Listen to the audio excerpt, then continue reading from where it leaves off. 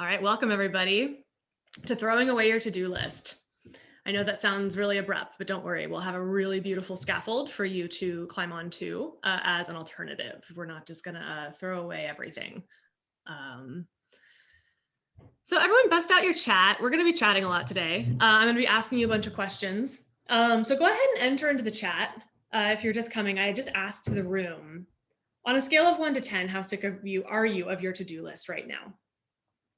1 being, it's awesome, I love my to-do list. And 10 being, oh my God, I'm about to lose my mind. Can everyone see the chat, by the way? 10? Yeah, Sarah, I feel you. That was me. Got some 7s and 8s in here. Cool, sounds like good room for improvement. It'll be really high leverage to take that 7 to just not a stressor, right? Got some 6s. I assume you wouldn't be here if you were a 1 or a 2, right? I mean, this is a way better way to do things, even if you're not tired of your to-do list, but I like to know what I'm working with. Sonia, yeah, it sounds like when you're between jobs, it's a short to-do list, but it's also a super high impact one, right? Everything you do can be either super high leverage or less high leverage. And the stakes are really high. All right, welcome everybody. I'm going to go ahead and get started. My amazing co-host and operations maven, Justine, is going to be helping me out, admitting people and sending you guys links here and there. But basically, I really want to invite everybody to comment in the chat, ask questions, pause. I'm going to do a lot of teaching today. So I'll go at a pace and check in with you guys and make sure that I'm not going too fast. But if I am, I really want you guys to feed that back to me. I'm here to be of service to you first and foremost. But just to get started, I'm going to share my screen and get into this amazing PowerPoint, which we all know and love. All right, welcome to breaking up with your to-do list, everybody, and becoming a 10Xer, force multiplier product leader. This isn't necessarily specifically for product leaders. So if you're breaking into it or you're coming from a different field, don't worry, this will still totally apply to you. There are some certain emotional realities to product though, and that is also my background. So I'll be speaking to that a bit. Our agenda for today, we'll start and sprint through the intro and the promises I'm going to make to you guys for this workshop. We'll cover why we are throwing away your to-do list, introduce the 4 horsemen of overwhelm, which I'm sure you'll all be familiar with, go on to how to throw away your to-do list and what to do instead. We'll talk a little bit about the science behind why we take on too much.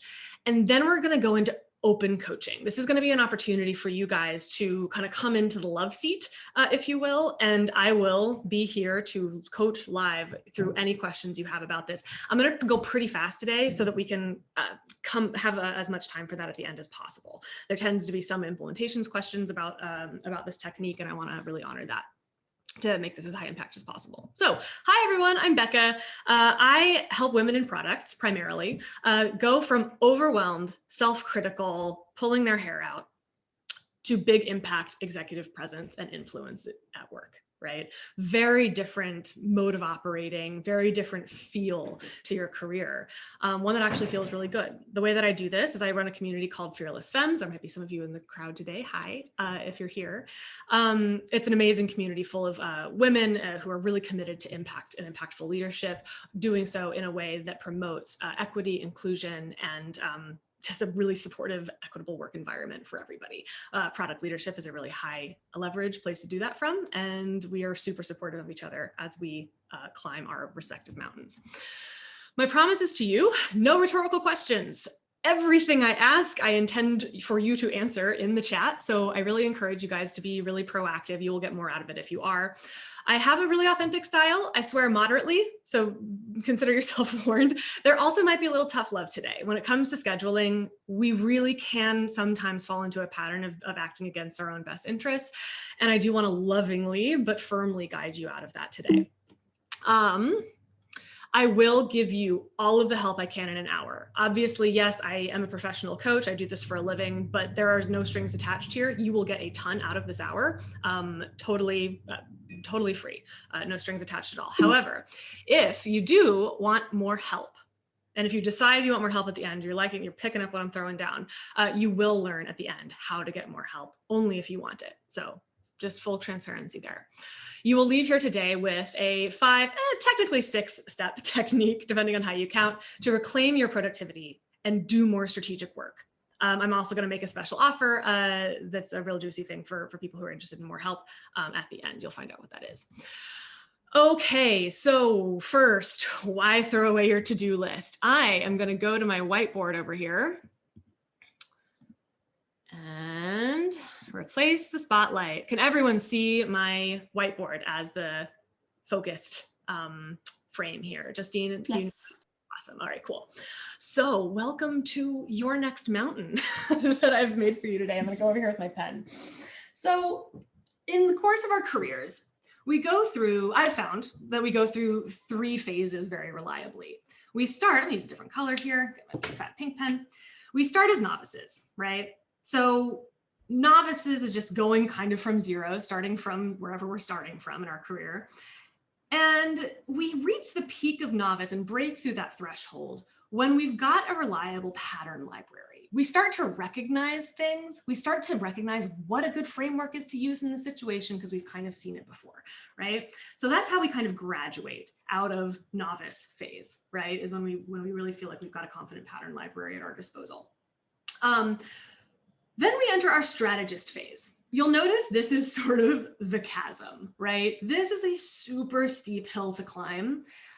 And you'll know that you've reached peak strategist when saying no is easy. And actually, I want to just check in with you guys. How many of you guys struggle to say no right now? Whether it's like to a meeting on your calendar or someone comes at you with a fire to go put out. Raise your hand, say me in the chat. I want to hear what we know. Where are people at with this? Awesome. All right. So as expected, a lot of folks kind of in this chasm here, this big swath we're going to navigate.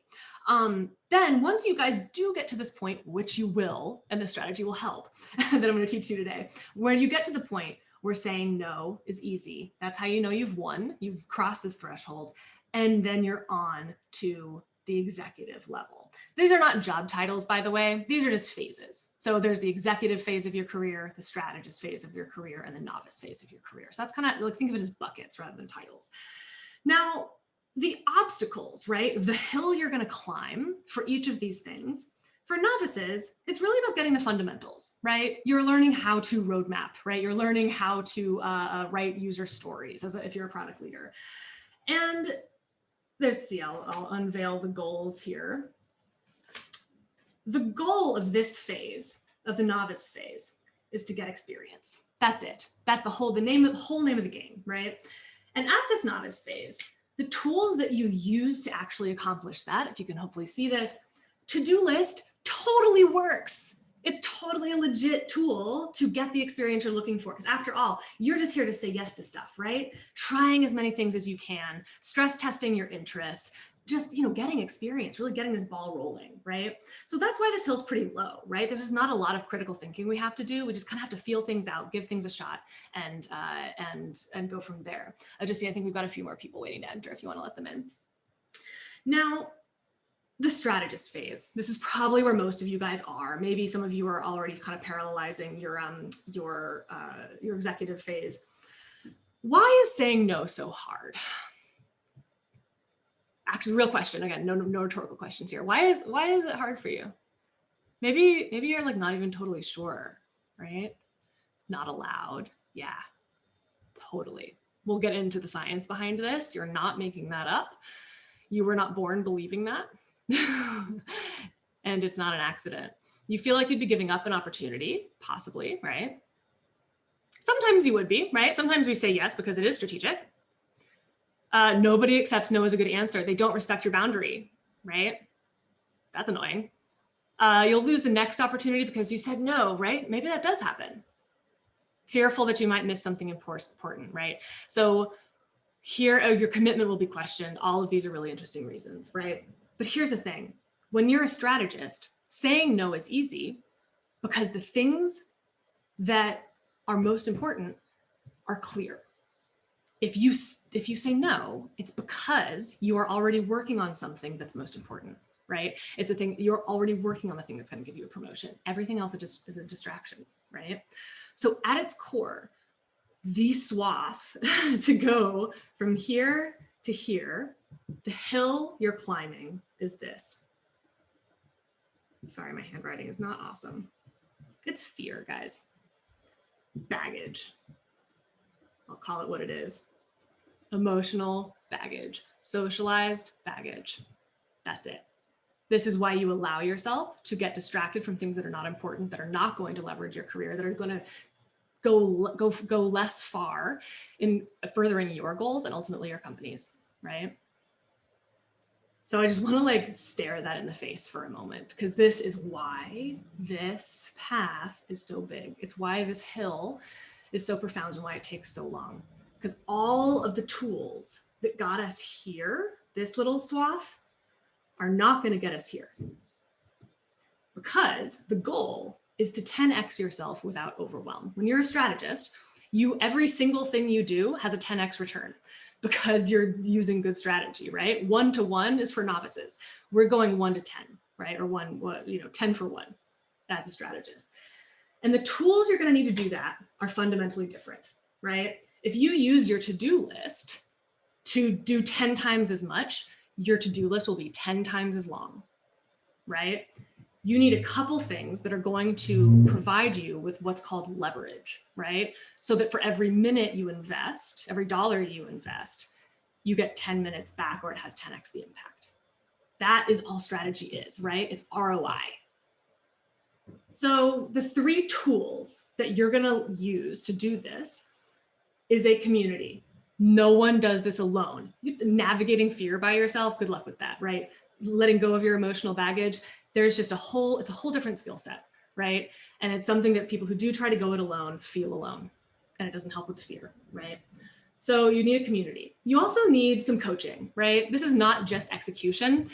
This goes really deep. You're gonna need someone who's giving you honest feedback about your performance, and a learning system. And by learning system, I mostly just mean like a class. There's a bunch of solved problems out there. Why aren't you going and learning how to solve those problems instead of, hacking it and trying to figure it out on your own, right? Every minute that you spend solving problems that are already solved, not getting the cheat sheet, right, is a minute that you're not being strategic. So these 3 things are the tools that you're going to learn that you're going to have to leverage to cross this chasm, right? And then, of course, once you have, the goal becomes to 10x everyone around you, right? You've 10x yourself already. Saying no is easy. You'll know you're at the executive level when delegating is easy. And so the tools to 10x everyone around you is your pit crew.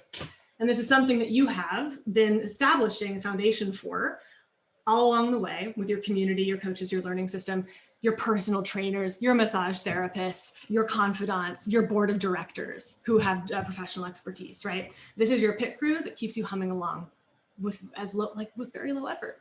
Hard work's overrated, right? People who work smart are the ones who get ahead. It's math, it's physics, right? Any questions about this?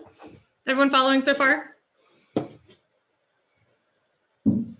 How many people are in strategist phase right now? Any folks that are on that executive bit while you're scaling your impact is really the challenge? Say executive if you're executive, and strategist if you're working on being a strategist. Depends on the day, Erica, totally. It totally can. I'm gonna spotlight myself again here. All right. Getting to strategist phase, good, that's awesome. I'm so glad to hear that. I'm working on being a strategist, tactical strategy, novice strategist, awesome. Great to know where you guys are at. This tool I'm gonna teach today is gonna help all of you, okay? And of course, in Fearless Femmes, we really do specialize on this point of graduation, and then even more so in crossing this chasm. So this coaching community and learning system is just very much core to what we work on together in that program. And I'm going to teach you some of those lessons straight out of the program right now. So here we are. Let me just admit a few more people and then move this chat out of the way so I can see what I'm doing. All right, so how does your to-do list make you feel right now? Enter into the chat. Everything we do is because of how we feel. We like to think we're thinking beings. That's not true, unfortunately. I wish we could think our way into being more productive, but it turns out everything we do is because of how we feel. So how does your to-do list make you feel right now? confused, overwhelmed, stressed. Dawn's super organized. That's awesome. Oh man, I can't wait to talk to you about what this strategy is, because it will look kind of like Kanban. Alice is using her productivity journal.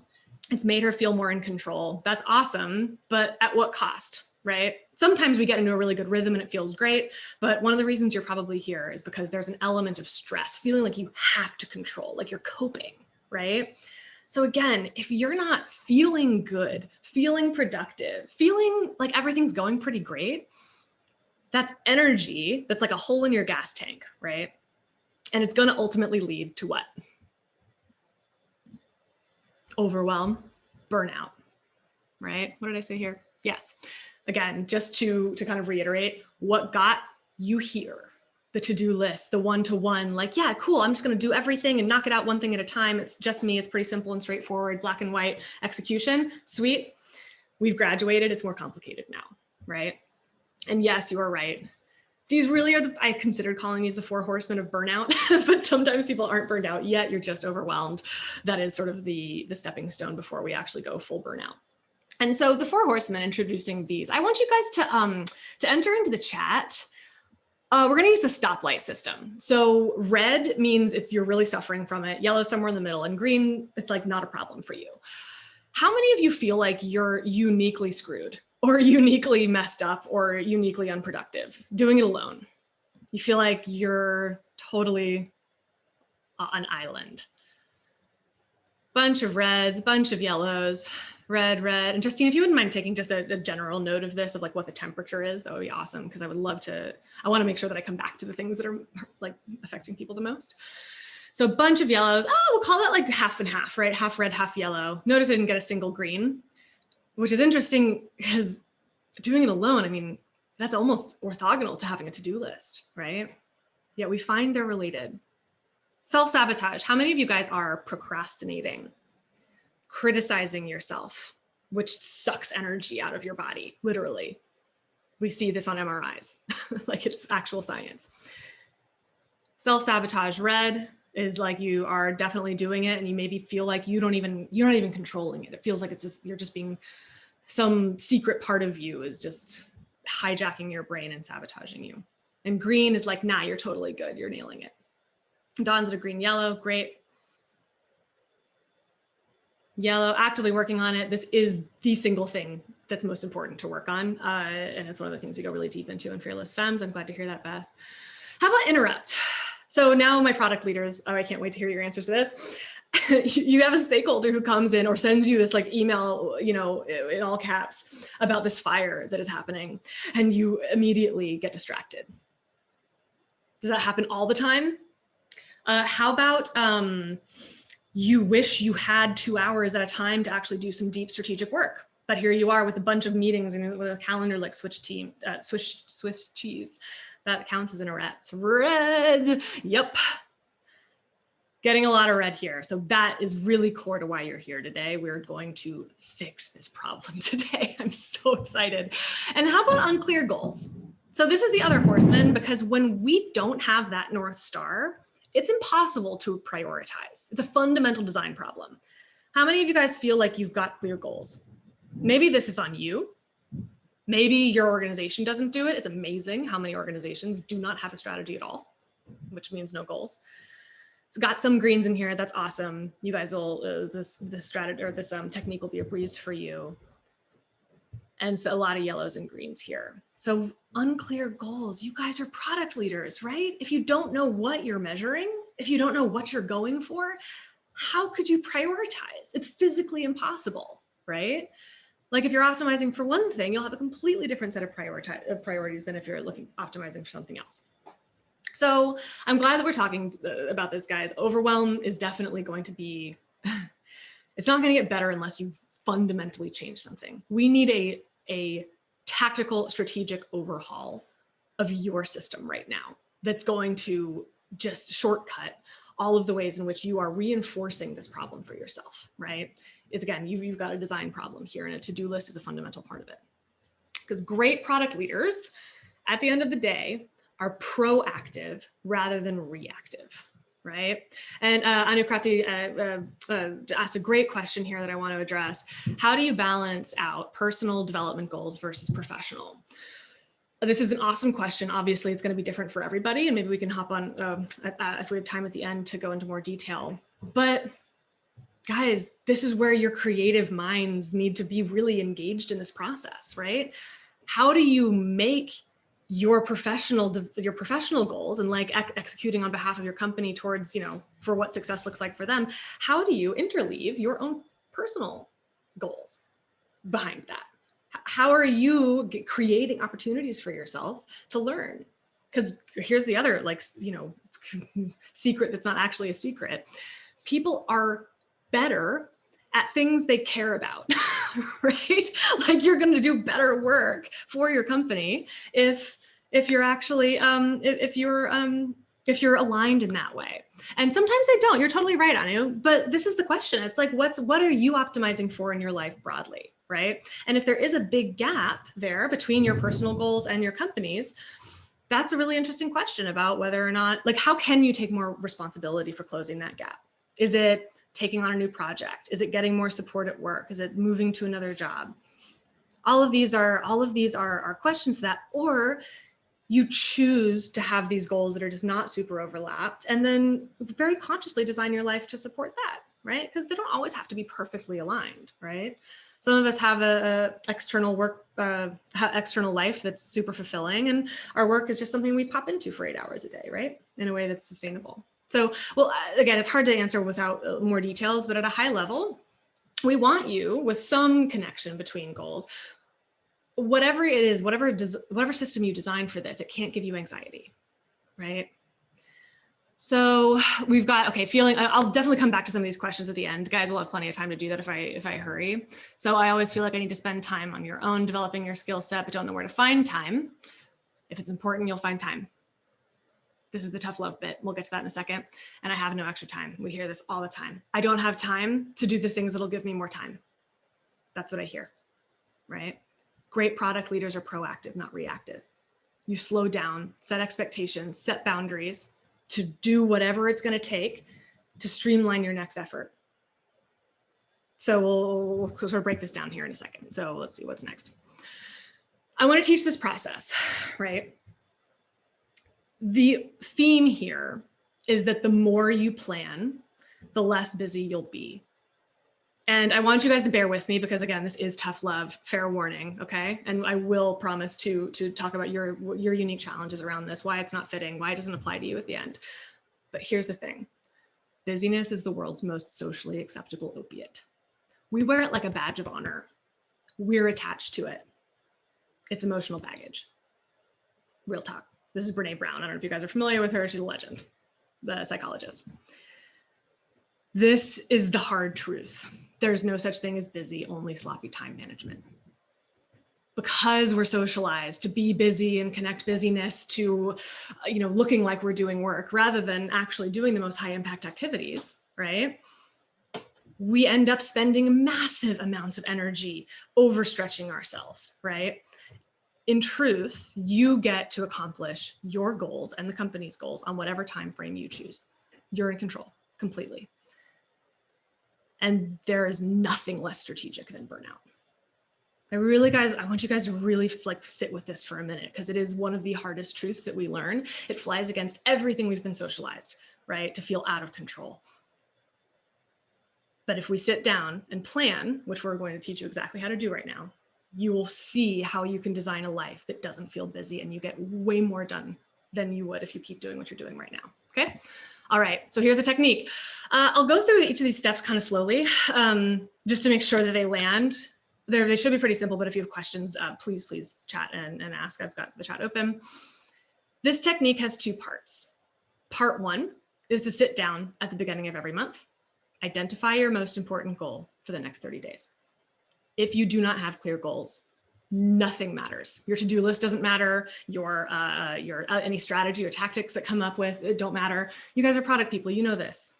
Have a goal. You've got to set it sometimes. Sometimes it's personal. Sometimes it's professional. Sometimes it's an interleaving of the two. You get to pick it. You're in charge, right? Step two. sit down. This is the tedious part, but you get it over with. You do it once a month. Write down every single thing that must happen logistically for that goal to be accomplished. So literally any rando off the street, if you were to give them this list and they executed it, could accomplish the goal, right? Any questions about this so far? Seems actually like shockingly obvious when you think about it, right? All of your goals are just a sequence of logistical steps to execute to get from point A to point B. Everyone buying this? Like you're on board? If you don't, then please say like, what? What if it's ambiguous and you don't know the steps? This is an awesome question. I'll come back to it later, Justine, if you wouldn't mind noting that question. The short answer, Anisha, is get help. That's the step. Google it, take a class, ask for help from somebody who has done it before.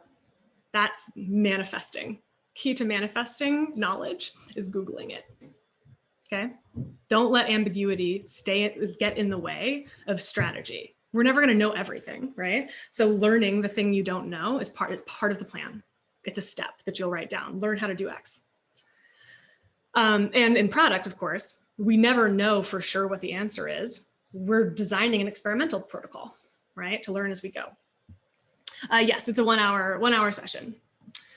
All right. So steps 1 and 2, identify the goal, super clear. Just be super clear. Most important thing that you have to accomplish that month. You choose what that most important thing is based on all the information you have. Evaluate all the things you could be doing and pick the thing that's gonna get you the farthest towards whatever it is you're trying to accomplish right now, right? Could be personal, professional, whatever. Write down all the steps. Ask yourself, what else? What else? What else? This has to be exhaustive for this to work, okay? No like glossing over or anything like that. We've got to make this. This is where the tedium comes in again, but you're just gonna knock it out and suck it up because it's worth it. Ask yourself what conditions have to be true for these logistics to actually occur, right? If we're talking about a goal that requires you to go out and be in public places that are really crowded without a mask on, we're gonna have to wait for the condition to emerge where COVID is no longer a thing. So you know what? Waiting for COVID to be over is a step in your plan. Write it down on the list. Sound good? We following so far?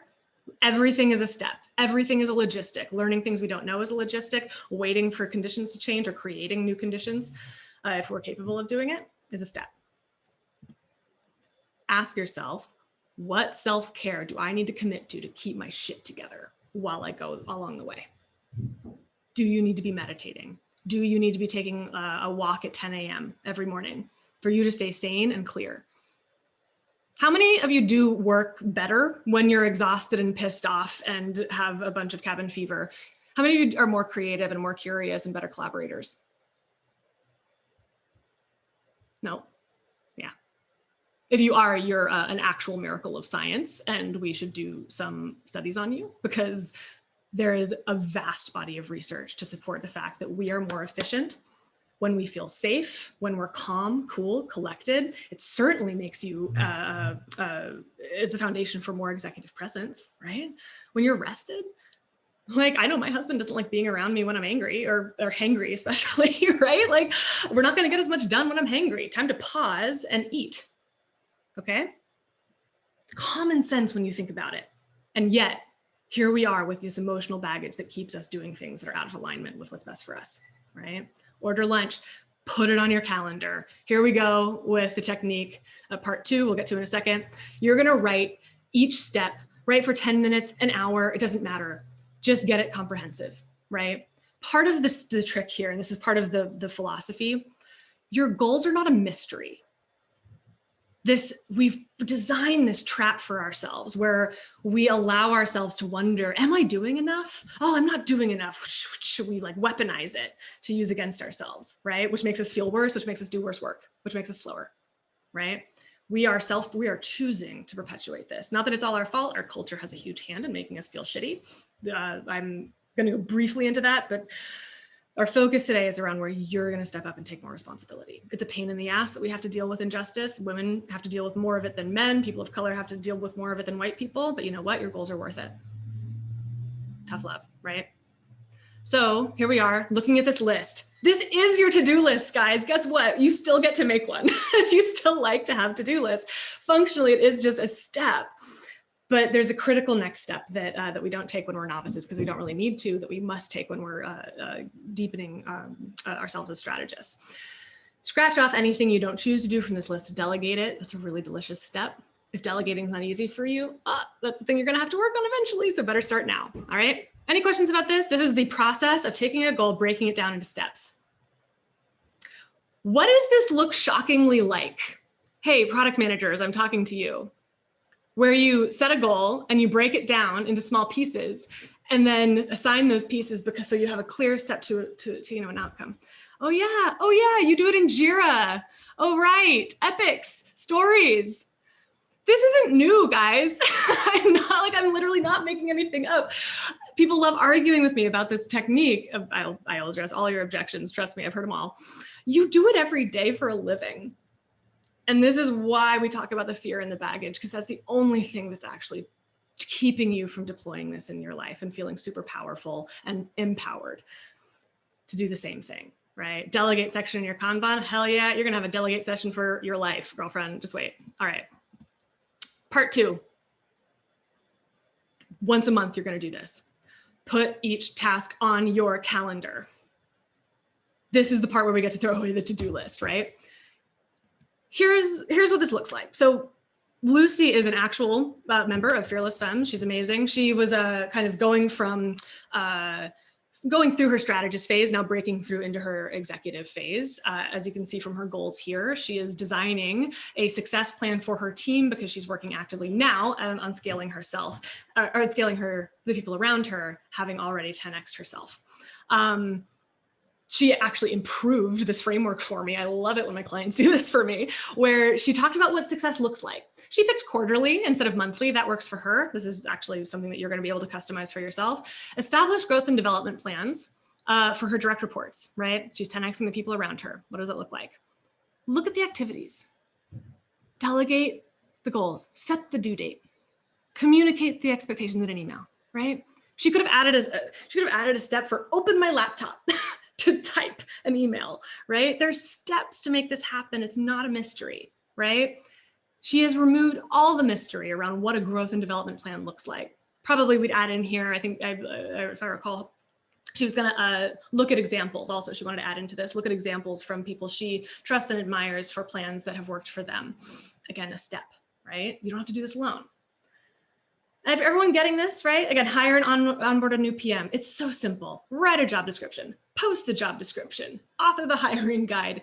Like, each thing is so small that your psychology and your physiology can suddenly wrap itself around this incredibly clear, attainable thing. And suddenly procrastination is no longer a requirement. It's completely manageable. Your nervous system, your brain, your emotions are totally bought into this, right? So you've got this list, right? Awesome. Now we talk about calendaring. So one of the questions I get a lot is like, well, how do I know how long the task is going to take? First off, if you're a product manager, you know how this works. You ballpark it. Don't think about it too hard. My rule of thumb is for small tasks, estimate it'll take an hour. Big tasks, estimate a week. Maybe you'll end up with some spare time on your hands. Sweet. That's a win, right? Use it to meditate, use it to go for a walk, use it to hang out with your kids, a dog, whatever is gonna like restore you, right? And then you wake up every morning and you get the shit done that's on your calendar for that day, and that's it. No deciding what to do because you've done all the work in advance to decide what your priorities are. Any questions about this?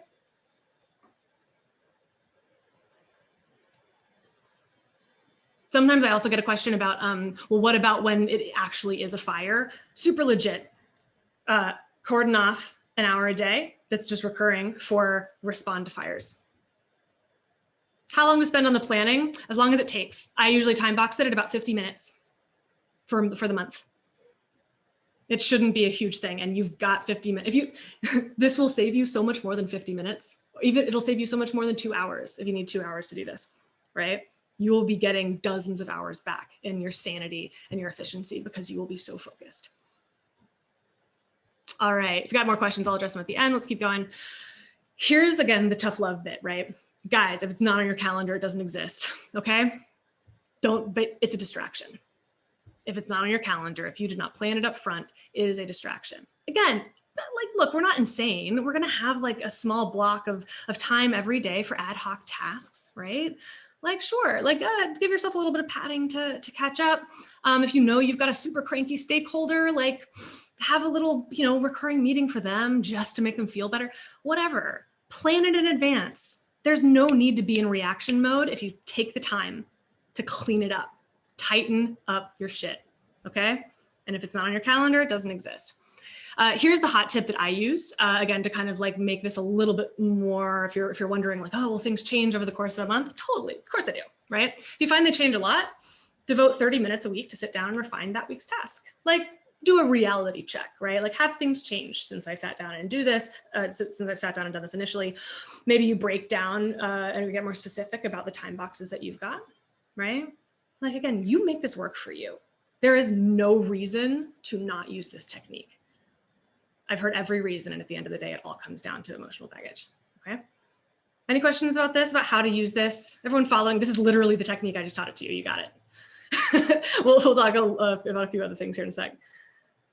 Any other questions for me about how to use this, what this is? Emanuela nailed it. If you reply to issues nonstop, you're teaching your fussy stakeholders that you have no boundaries. You're not respecting your time. Why would they? They follow your lead, right? Saying no is absolutely required for you to be successful and for them to be successful. You're on the same team, guys. Your stakeholders want you to be successful. You want them to be successful. Tell them how you're gonna get that, right? What tools to keep track of this to-do list? This is the thing, Anisha. Your calendar, that's it. Once you've created this list, you put every item on your calendar, right? And then you throw away the list. Your calendar is the only tool you need. We live and die by our calendars in practice anyway. If you've got a project, and I'll sort of show you guys what this can look like, you're gonna break it down and like, you just wake up and execute, right? There's just no, you know what the most important thing to be doing is at any given moment because you've done the diligence and the planning in advance, right? So here's what this looks like. This is actually my calendar. It was my calendar at the beginning of the week. The way that this has evolved for me is that I tend to do a little bit of responsive switching things around throughout the week because I'm part of the nature of my work is that I'm really responsive to my clients and their needs within reason, right? I've set boundaries around that, but it doesn't look like this today, but it did on Tuesday. You'll notice that I don't work on Mondays or Friday afternoons. That's what I've created for myself, right? Often I'll have a lot of stuff to do on Monday that I'll want to sit down and do. I'll feel really moved to be really productive because I've created that for myself, right? But when things are tiring, super stressful, I've had a COVID, I'll take Monday off. I'll hang out with Justine for our ops sync. I'll send a quick email if I've had a commitment to do that, but then I won't do any work at all. Because I know that that's an investment in the rest of my week, all this other stuff that's way more important than any, catch up that I would do here, right? And I don't apologize for it. I don't justify it. It's what I need to be at my peak performance, right? So strategy sessions, yes, great question. Strategy sessions, those are just sort of recurring blocks where people, if you were to sign up for a strategy session, you'll be signed up at the block that is available next week. For that, and it is one-on-one with me to talk about whether or not Fearless Femmes is going to be a really powerful strategy, part of your strategy. Any questions about this? Doesn't this oh my God, do like the calendar people who like color coding? Are you just like loving this right now? This could be your calendar. This is 20 hours of work, guys. That's it. 20 hours of scheduled work. Because I planned it, and every single thing is insanely high impact. So you'll notice our workshop, right? There's a bunch of stuff that I needed to do to get that done. I estimated it, practice, then did it, right? I had a bunch of practice and stuff last week too. Send email every day. You guys got my emails. It was on my calendar, right? Nothing was gonna get in the way. Nothing was gonna interrupt me, right? Saying no to meetings you're invited to that they say they need you to attend. First, say no. That's the most important part is that you say no, and then ask why you should attend. Here's what I want all the product leaders to do, right? Because this is also really important for managing inbounds and last minute requests and all this. Things are going to disrupt your sprint.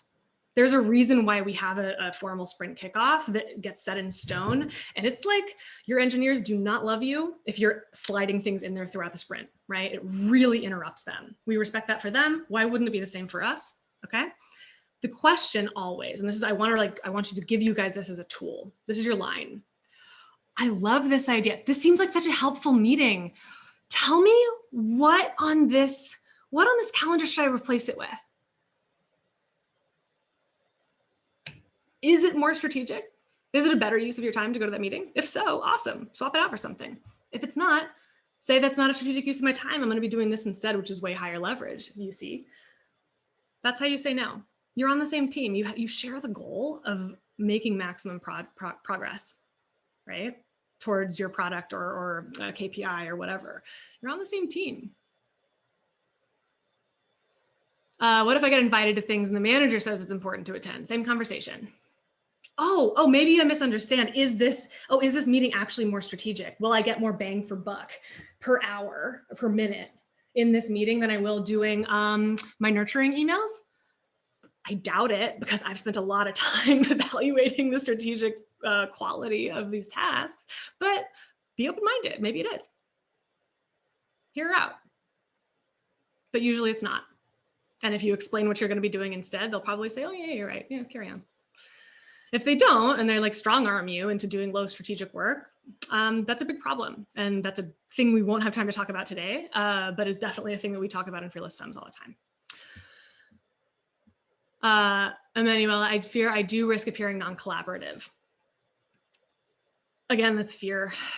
Like, where did we learn that saying no because you need to stay focused and collaborate in other ways, right? Where did we learn that that meant that we're bad, that we're non-collaborative? When we value our time and are there to like deliver performance, right? Results. Where did we learn that honoring that and setting boundaries around it made us a bad collaborator? It's baggage. It's deep stuff, and it's not your fault. This is something that we are socialized, especially as women. It affects everyone, but unevenly. Especially as women, we are socialized deeply to do this. And let me talk about why. Actually, this is a great segue. Thanks, Manuela. So here's the thing, guys. Fundamentally, you decide what you accomplish on what time frame. Here's the thing, guys. I actually didn't do the nurturance emails thing this week. So you know what I did? I bumped that whole goal to next week. I chose to do that, right? I kind of like was feeling not super motivated. I wasn't feeling very inspired. Yeah, it means that I'm going to accomplish my goal a week later. I chose that.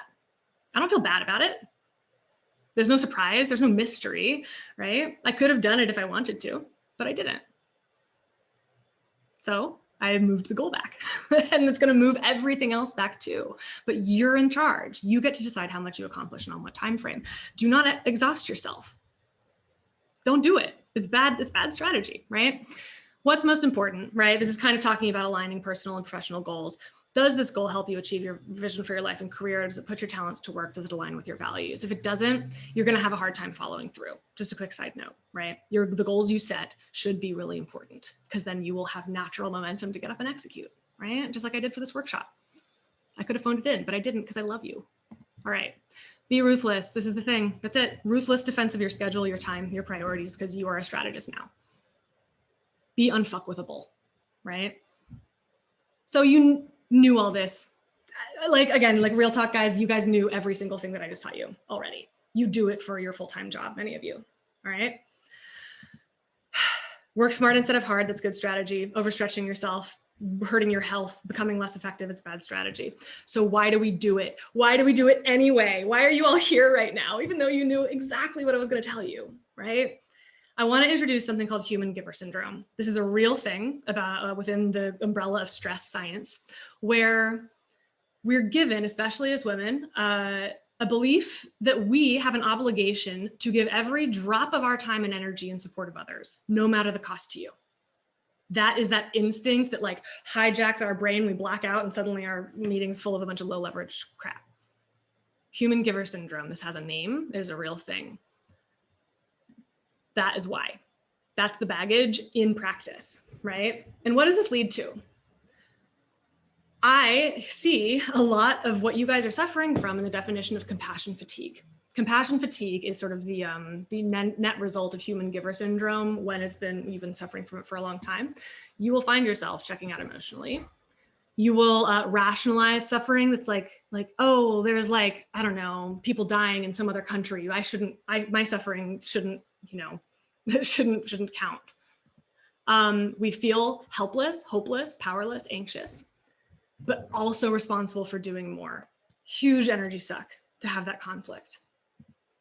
We stay in a bad situation because of this belief that if I don't do it, nobody will. Compassion fatigue and human giver syndrome are the reason why you guys are acting out of alignment with your goals and priorities. It's why you haven't been doing this already. It's why you say yes when you should say no.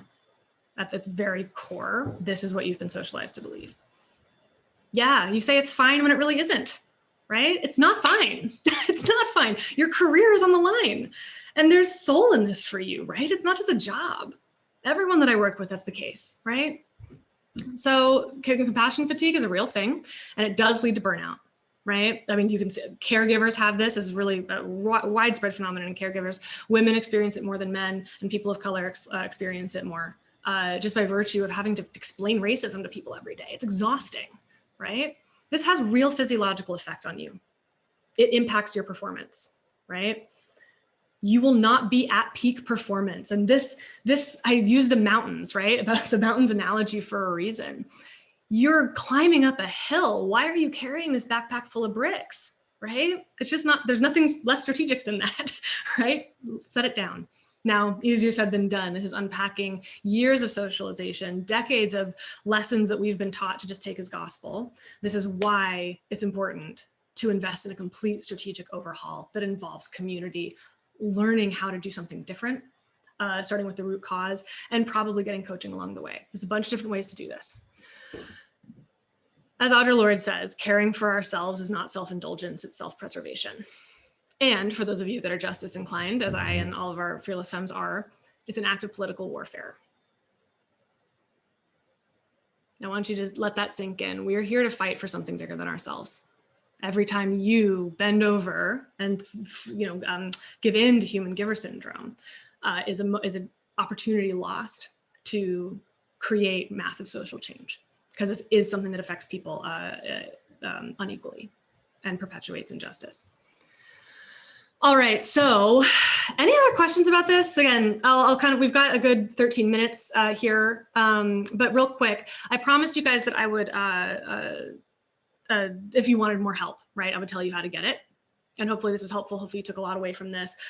If you want more help, I really want you to think about how fearless femmes might fit into this strategy, right? If you're navigating this strategist chasm, there's a more efficient way to do it, where every minute you spend is going to be massively high impact because a lot of problems are solved for you, and you'll be navigating around some of the classic emotional roadblocks and pitfalls that we experience, especially as women in the product realm.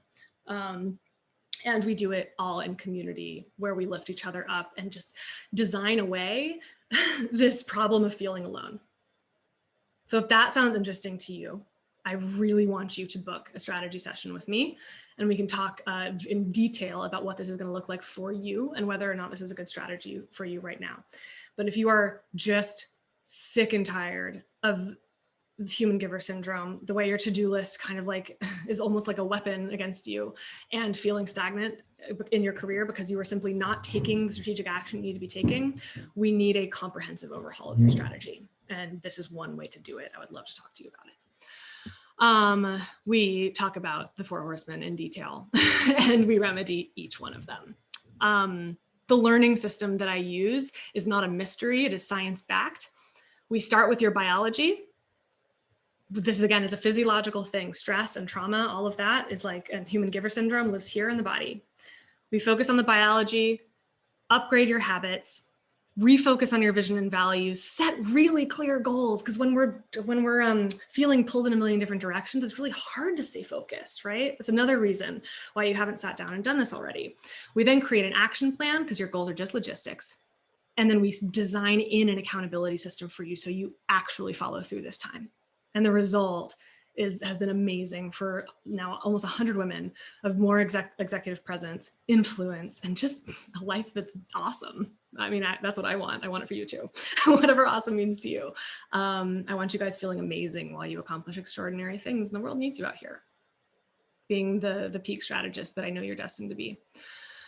All right, so that's the link. Justine has just posted the link that you can book right now in my in my Calendly. That's right.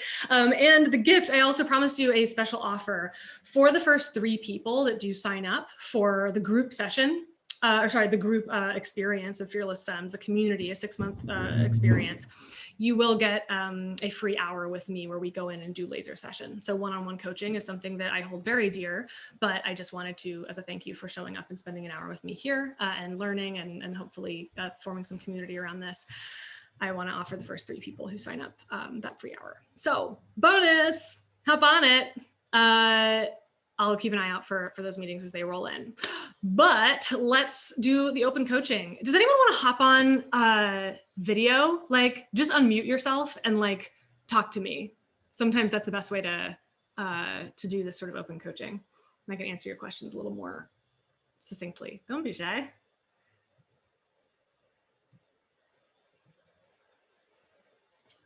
This is my awkward water bottle drink. It's my prop. Hello. Hello. All right, I'm actually gonna take a sip of water though. Let's see, who's talking to me? Brittany? This is Amisha. Hi, how's it going? Sorry, I don't know. For some reason I can't see you. Let's see. I will stop share. All right, lay it on me. Well, I want to just first thank you because I actually attended your imposter syndrome talk last week, and so. I'm so glad, doubling down, man. That's like I really went for it these last 2 weeks. I'm feeling a little tired, but I'm so glad that you guys are getting the benefit of it. It's the most fun. So let's see. Is there a question about the about implementation of this, or maybe there's something that you just feel is like a fundamental blocker of you putting this plan into action? Anything?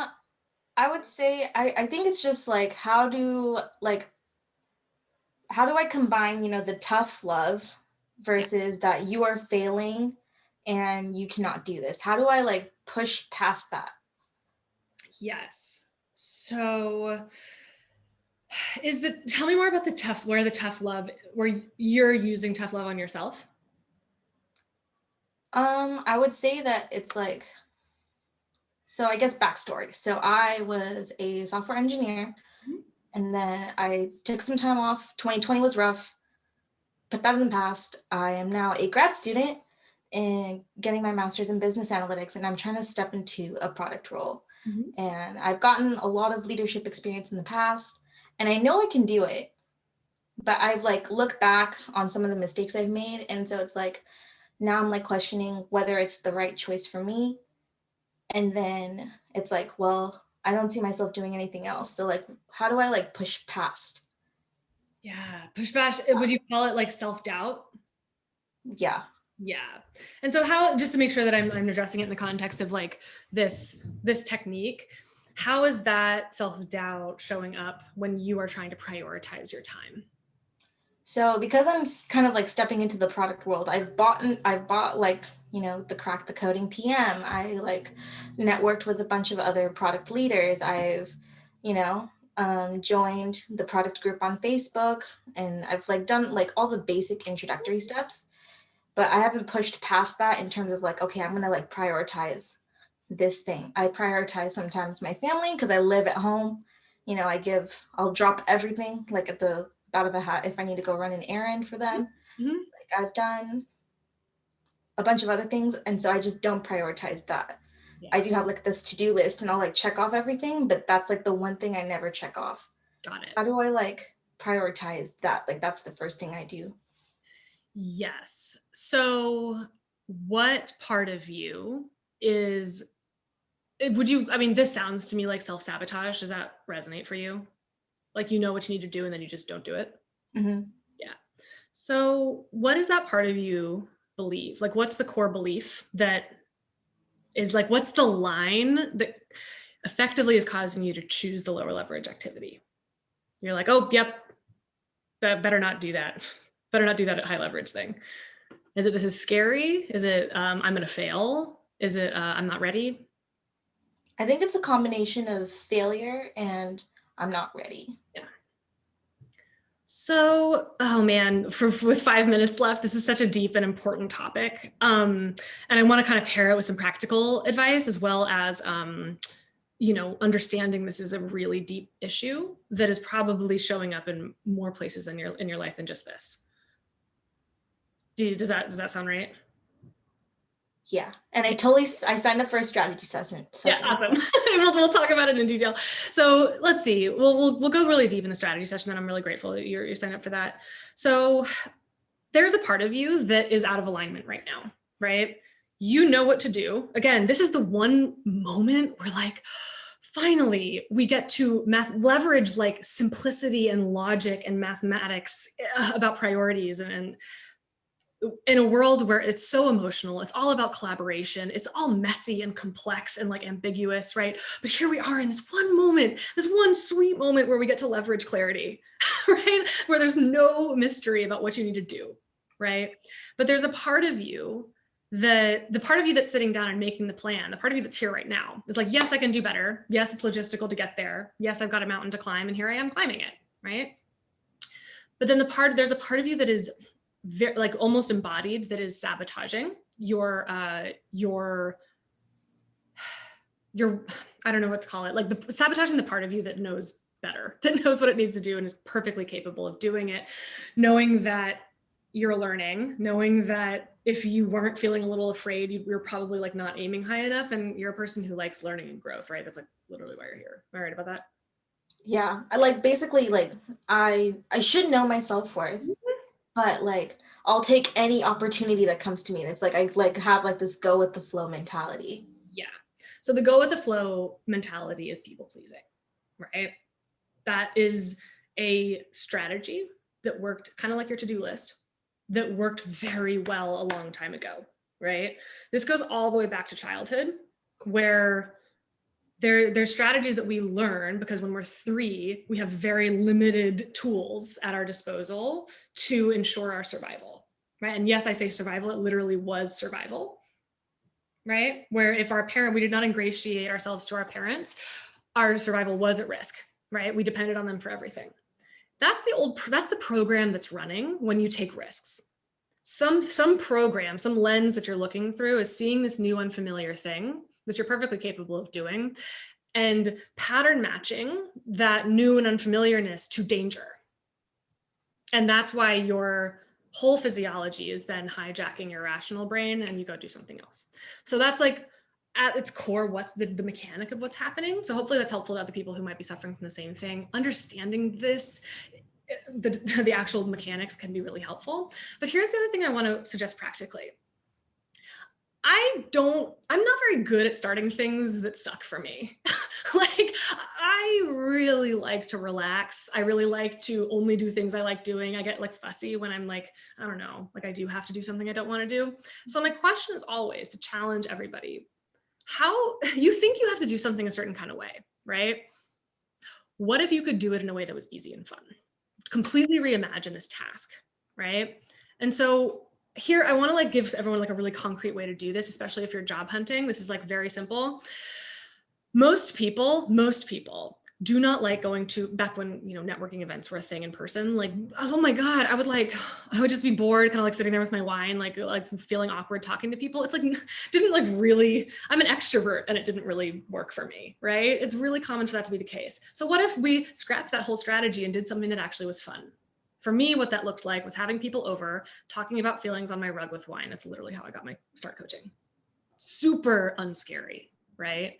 And so for job hunting, going through and like applying to a zillion places, trying to convince someone you have experience you don't have, for those of you who are getting, breaking into product right now, here's what I want you to do instead.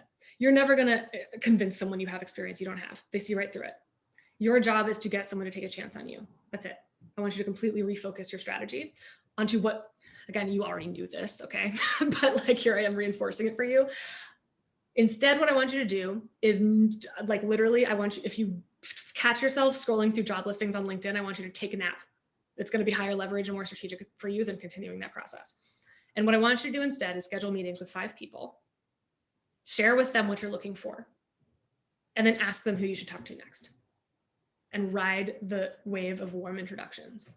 That's what I want you to do. That's the entire strategy for breaking into product, is finding someone to take a chance on you. That person's out there. You need to find them in an efficient way, right? I know it's 1 o'clock, so I want to let everyone go. And please sign up for my strategy sessions, especially if you're, Fearless Femmes is an amazing group. You will get this type of rich content and advice and support all the time.